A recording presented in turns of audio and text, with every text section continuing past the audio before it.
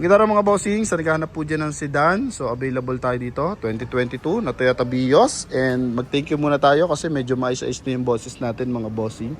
Hindi pa 100% sa tono natin dating boses, pero okay na to. Pwede na to mga boss na makapagtrabaho na ulit tayo. So ito mga bossing, kulay blue. Presentable to mga bossing. Yokohama Tars R15 ang mags. Mas mababa ang presyo na ito compared sa mga nauna natin na benta na Toyota Vios na same year model 2022 mga bossing, no?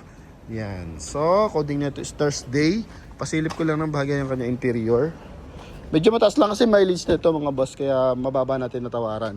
So, mileage natin dito is 66,000 and 33 kilometers mga boss, no? Then, ito po is naka 2D audio system. Makina nito 1.3 liters gasoline engine. 100% na hindi binaha mga boss. Original lahat ng window. Naka-sharp antenna yan. Meron lang siya mga ganito mga bossing. Oh.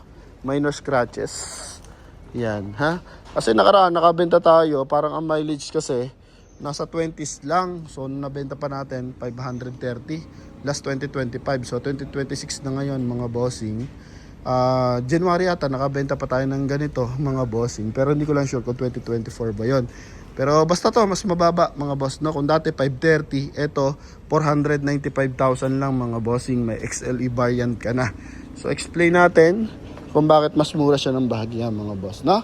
Yan. So kung interesado kayo dito, after nyo mapanood, so tawag na kayo mga bossing. Okay? Di pa natin pwedeng persahin yung boses natin kasi nawawala-wala mga boss, no? Yan. So front area muna tayo. Ito yung kanyang headlight mga boss. Magkabilaan, wala naman siyang basag, pati yung ating fog light, wala din major dent pagdating sa front bumper. Yun nga, coding is Thursday, ending 8. So, August pa yung expired ng neto, registration. Sa 495, kasama na dyan yung transfer of ownership mga boss. Ano?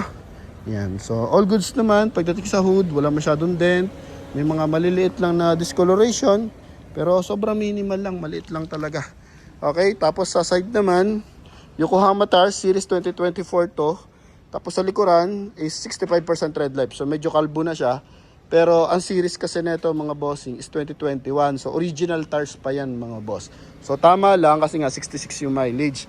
So possible mas kalbo yung pinagpalitan mga bossing. Kasi ito 2024 na 90% red light, makapal mga boss. Ano? So yun, isang concern yun, yung gulong mga boss, kaya mas mababa.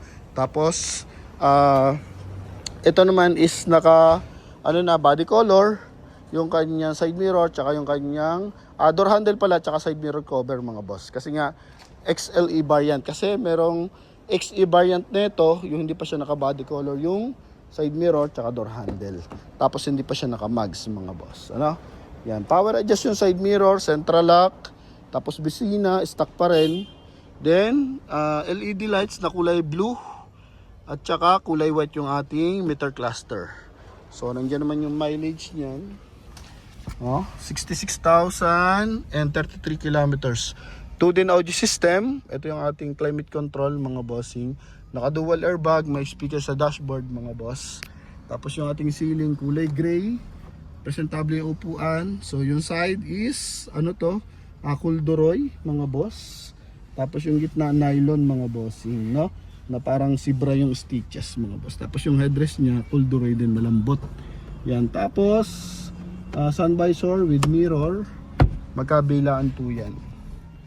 Okay, so walang angat na panel sa magkabilaang side. So all goods to, walang basag ng dashboard, walang punit yung ating steering wheel mga bossing. Tapos glossy dito sa part na to mga boss, na kulay black.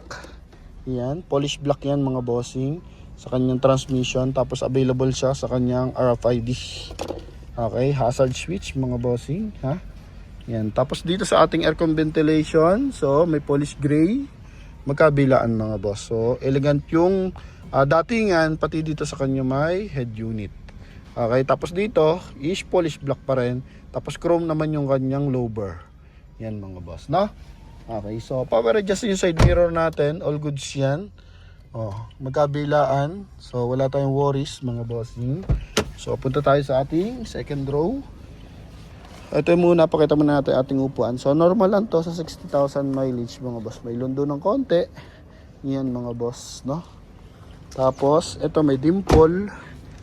Explain natin lahat para sa ating mga mahal na viewers and buyers. Syempre, be transparent tayo. Upuan sa likuran para hindi siya masyado nauupuan mga boss.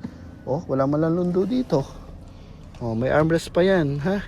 Lagay ng mga documents or small accessories. Kompleto sa hand grip. Okay, platinum tint mga boss. Ito yung kanyang taillight. Yan, ito lang mga bossing. Ligas-gas siya dyan. Sa kabilang side naman, wala. So, pakita natin yung kanyang trunk compartment, mga boss. Sa trunk compartment, may discoloration ng konti. Ito, mancha. No? Ayan. So, pakita natin yung kanyang trunk compartment, mga bossing. Ayan. Pakitaan lang natin ng magandang angulo.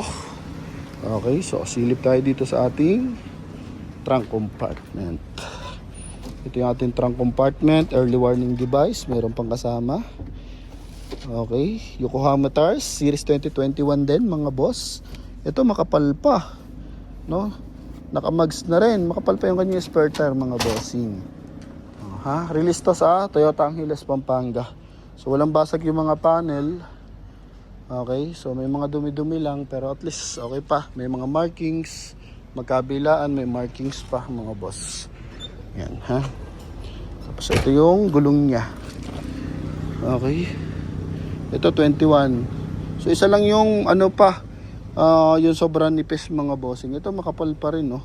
So possible ito yung dating spare tire niya mga boss. 85% pa to mga bossing, ha? 2021. So napupudpud lang naman diyan yung kalimitan nasa unahan yung kumakaibot mga boss, no? Yan. So, ito yung kabilang side. Yan. Ito. May sticker pa mga bossing. Dito lang tayo may konting ano dyan, no? Saan ba yan? Kapiraso lang mga boss. Ito mga bossing, oh. Yan lang, no? Kaya mas mababa ng konti yung price. Yan. Ito lang, kapiraso lang. Gaganon lang mga boss. Ha? Yan lang. Tapos, ito, dito, nagkaroon lang siya ng mancha mga boss sa pagdidikit nung ating, signal light sa fender mga boss, no? Pero kung ito, mga bossing, is ano lang sa inyo, kumbaga, kung okay lang sa inyo may ganyan ng bahagya, kapiraso lang naman yan. So, ito, pwede na. 495 kasama yung transfer of ownership mga bossing. So, side body, nababanggitin niya kasi nga, tago naman, di na mahalata tayong pintura. Pero sa atin, syempre, sa Promote PH, transparent tayo mga boss. Then, syempre, tulukayan natin yung kanyang engine bay. No? Yan. Ito yung ating engine bay. Possible sa paglabas siguro, natulak niya kaya nayupi mga boss. Yun lang yung may masilya part na yun mga boss. Tapos engine bay natin, yan. Wala namang yuping panel or putol na panel mga boss. Okay. Ganda na yung timing ng makina, walang tagas yan, no? Kita nyo yan. Motolite gold ang baterya, buong insulator. Ito yung kanyang engine displacement 1329, so equivalent of 1.3 liters gasoline engine. Makina natin 1NR mga boss, no? Yan. So dual BBTI mga boss, ha? So sa mga interesado dito, sariwa naman mga boss. Yun lang, may konting concern lang mga bossing. Pero at least mas mababa at saka transparent natin binigay sa ating mga mahal na viewers and buyers. So yan sa mga buyer natin dyan at viewers dyan sa Middle East. So may mga tayo dyan, contact na nawalan ng trabaho. So hoping makapag-apply ulit kayo mga boss, para at least bago kayo umuwi ng Pilipinas, meron kayong mga bossing, kumbaga ipon mga boss, no? Syempre kung di talaga kaya at malala yung gera, so possible piliin nyo na lang umuwi mga boss, no? Yan. Pero kung alam nyo naman na makaka-apply pa kayo, so try nyo lang mga boss. Kutan lang natin ito ng bagya habang nagdi-discuss tayo. So patuloy lang pagpipray para tuloy-tuloy ang blessing mga boss. So yun lamang. So 495,000, 2022 year model, pwede nyo to makuha mga bossing sa Promotes PH. Thank you and bye-bye.